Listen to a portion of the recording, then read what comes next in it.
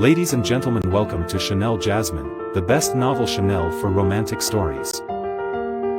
Hai guys, selamat datang di channel Jasmine, channel terbaik untuk menyimak novel-novel romantis. Mohon dukung channel ini dengan subscribe, like dan share video-video yang ada di channel ini. Terima kasih.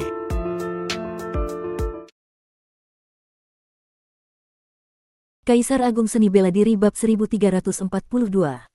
Apakah ini yang disebut sebagai energi abadi dalam legenda? Wajah Tuan Takdir dipenuhi dengan keterkejutan dan kegembiraan. Sejak berakhirnya era negeri abadi, energi abadi telah lenyap dari dunia ini. Namun, dari berbagai peninggalan kuno dan catatan lama, diketahui bahwa di mana terdapat energi abadi, di situ pasti ada nadi abadi. Konon, pada masa kejayaan negeri abadi di zaman kuno, banyak planet di alam semesta ini yang memiliki nadi abadi. Sebagian besar kultivator bela diri saat itu sudah sejak awal menyerap energi abadi untuk berlatih. Oleh karena itu, di era ketika para makhluk abadi merajalela, bahkan mereka yang berbakat biasa pun dapat dengan mudah mencapai tingkat penguasa Dao. Namun, sejak bencana besar meletus di era negeri abadi dan pertempuran antar makhluk abadi hampir menghancurkan seluruh alam semesta, tak terhitung banyaknya nadi abadi yang hancur. Para makhluk abadi pun punah, dan energi abadi hanya menjadi kisah dalam legenda. Jika memang di tempat yang memiliki energi abadi terdapat nadi abadi, maka mungkinkah di dalam nadi abadi terkandung kristal abadi? Kristal abadi merupakan sumber daya pelatihan tingkat tertinggi di alam semesta tiga dunia saat ini. Bahkan kristal abadi tingkat terendah sekalipun mampu membuat para ahli dan penguasa Tao tergila-gila. Para penguasa Dao dan penguasa Dao sejati akan sangat menginginkannya. Meskipun nilai satu kristal abadi masih tidak dapat dibandingkan dengan satu pil abadi, harganya jauh lebih tinggi dibandingkan dengan puluhan ribu mutiara Dao kelas atas. Tak ada seorang pun yang tak tergoda oleh kristal abadi, begitu pula dengan Luo Xiu. Jika ia bisa mendapatkan lebih banyak kristal abadi, maka tingkat kultivasinya pasti bisa meningkat pesat hanya dalam waktu singkat. Roar! Seekor buaya berduri raksasa sepanjang ratusan meter berlari kencang di tanah, langsung menuju arah di mana energi abadi terasa paling pekat. Jika benar ada kristal abadi dalam nadi abadi, maka ia pasti terletak di tempat yang paling padat dengan energi abadi. Di pertemuan 8 dunia, energi abadi sangat melimpah. Lingkungan unggul seperti ini nyaris mereproduksi kondisi langit dan bumi di era negeri abadi. Berbagai ramuan spiritual langka yang sangat sulit ditemukan di alam semesta tiga dunia justru dapat ditemukan di sini dengan mudah. Sebuah sungai kecil mengalir dengan tenang.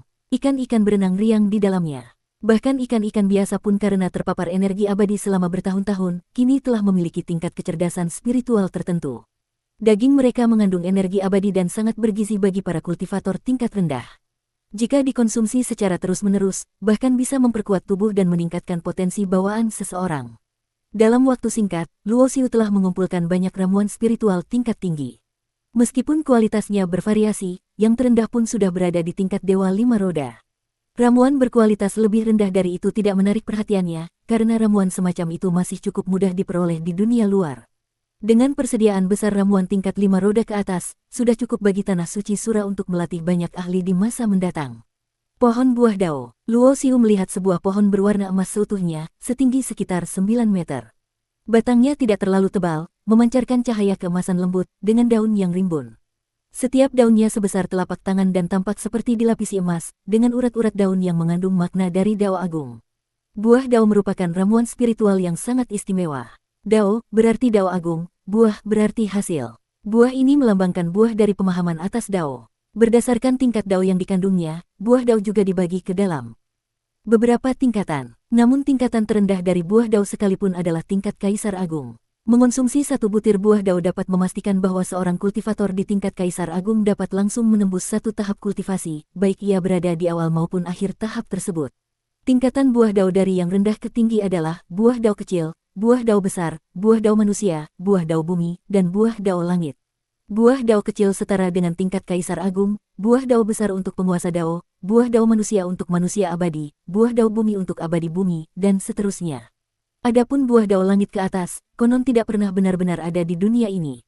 Pohon buah Dao berwarna emas yang dilihat Luo Xiu saat ini hanyalah dari tingkat buah Dao kecil.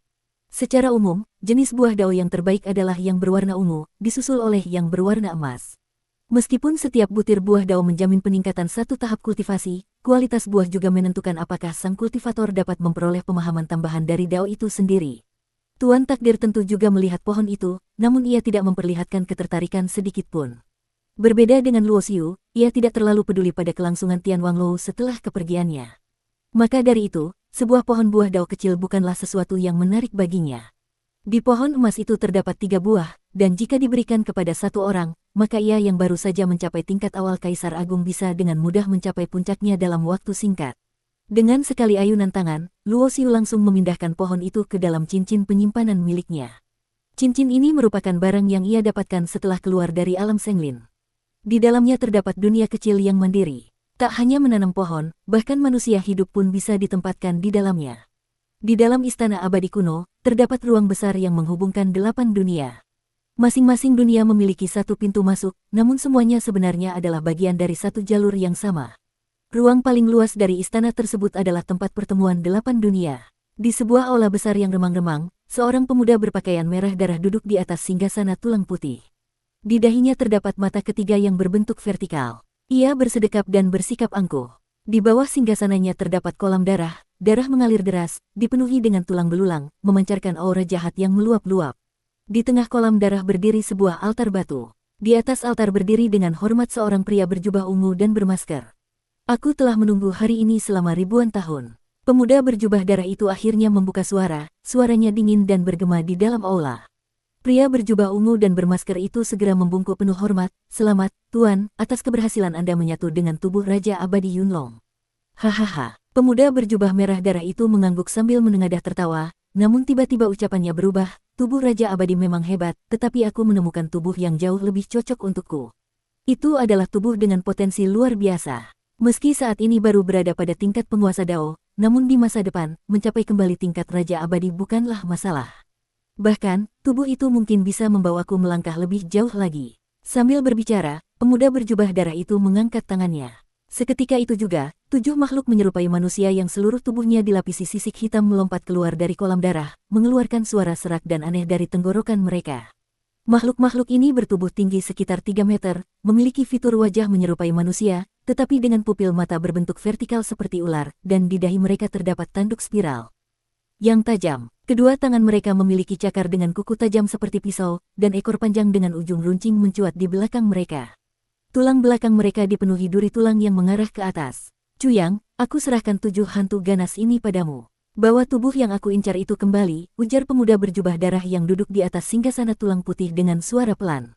"Baik," jawab pria berjubah ungu dan bermasker di atas altar batu dengan hormat. Mengikuti arah energi abadi yang paling padat, Luo Xiu dan Tuan Takdir akhirnya menemukan lokasi nadi abadi. Boom! Luo Xiu mengangkat tangan dan mengayunkannya.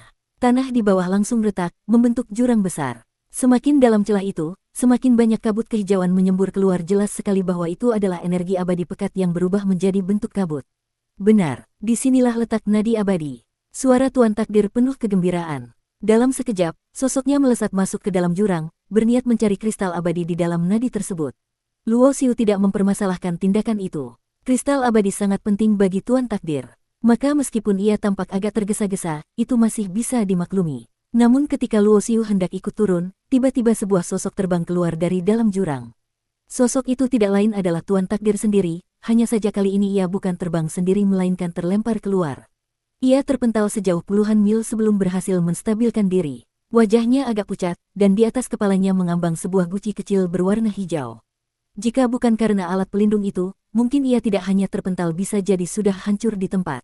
"Apakah nadi abadi ini hidup?" Tuan Takdir masih terengah-engah dan berkata dengan ngeri, "Begitu aku turun, aku langsung melihat nadi abadi itu. Tapi ternyata nadi itu hidup. Seperti seekor naga hijau sekali kibasan ekornya langsung melemparku keluar." Luo Xiu pun sedikit terkejut mendengar hal itu. Pengetahuannya tentang hal-hal tingkat abadi memang masih terbatas. Tentang nadi abadi pun ia hanya pernah mendengar dari cerita, karena sejak zaman Dayan, nadi abadi sudah lama lenyap. Duar, tiba-tiba terdengar suara gemuruh dari dalam tanah. Luo Xiu dan Tuan Takdir sama-sama merasakan aura nadi abadi mulai menjauh. "Tidak baik, ia hendak kabur," seru Tuan Takdir kaget. Ternyata nadi abadi itu memang memiliki kesadaran. Setelah menyadari keberadaannya diketahui, ia mulai melarikan diri di dalam tanah, hendak mencari tempat persembunyian lain. "Kabur!" Luo Xiu mendengus dingin. Ia mengangkat tangannya dan melepaskan beberapa sinar cahaya ke udara. Setiap sinar berubah menjadi bendera formasi dan menyatu ke dalam ruang kosong. Formasi itu disusun dari bahan-bahan untuk peralatan Dao kelas atas dan baru selesai dibuat setelah Luo Xiu mencapai tahap menengah penguasa Dao. Bendera-bendera itu tersusun membentuk formasi pengurung yang secara instan menutup wilayah seluas 100.000 li. Ini adalah formasi jebakan yang dikendalikan langsung oleh Luo Xiu. Bahkan seorang penguasa Dao sejati pun akan kesulitan melepaskan diri dalam waktu singkat. Boom, boom, boom. Gemuruh dahsyat terdengar dari bawah tanah. Sebagai ahli utama dalam seni formasi, jebakan Luo Xiu benar-benar menutup langit dan bumi, tidak ada jalan ke atas atau ke bawah. Nadi abadi itu benar-benar terkunci di dalam wilayah tersebut. Tak ingin terkekang, nadi abadi mulai melawan dengan ganas.